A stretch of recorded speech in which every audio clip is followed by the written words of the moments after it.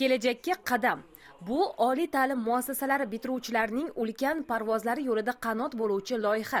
Davlatimiz rahbarining farmoni asosida ishga tushgan ushbu tizim hozircha tajriba asosida Andijonda start oldi. Lekin shunga qaramay qisqa fursat ichida ko'plab yoshlarni atrofida to'pladi. O'z biznes g'oyasiga ega bitiruvchilar orzularini reallikka ko'chiradigan tashabbusga katta qiziqish bildirmoqda. Shu kunga qadar markazga Andijon davlat universitetidan 46 nafar talaba o'zini biznes loyihalarini taqdim etdi va 15 nafar talabani biznes loyihalari qo'llab-quvvatlanib, kredit mablag'lari ajratilyapti.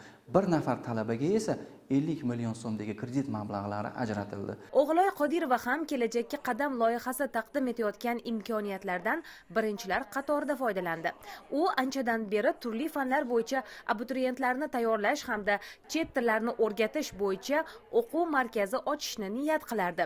Lekin moliyaviy masalalar to'sqinlik qilayotgandi. Bugun esa barchasi bir deganda hal bo'ldi. Hozirgi paytda kreditlar juda ham ko'p, lekin aynan bu kreditni biz talabalarga, bitiruvchi talabalarga berayotgan imkoniyatlari juda ham ko'p.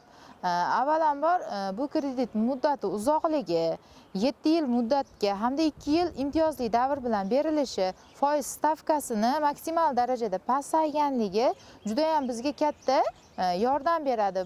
Yoshlarning bandligini ta'minlash, oliy ta'lim tashkilotlari bitiruvchilarini mehnat bozoriga integratsiyasini kuchaytirish maqsadida amalga oshirilayotgan Kelajakka qadam dasturi Oliy ta'lim, fan va innovatsiyalar vazirligi hamda O'zmilliybank aksiyadorlik jamiyati bilan hamkorlikda amalga oshirilmoqda. Prezidentimizning 2025-yil 14-fevral kungi 61-sonli qaroriga muvofiq Oliy ta'lim vazirligi va O'zmilliybank Andijon viloyat bosh boshqarmasi bilan memorandum asosida bitiruvchi yoshlarni o'zini o'zi band qilgan holatda imtiyozli kreditlar ajratish tizimi yo'lga qo'yildi.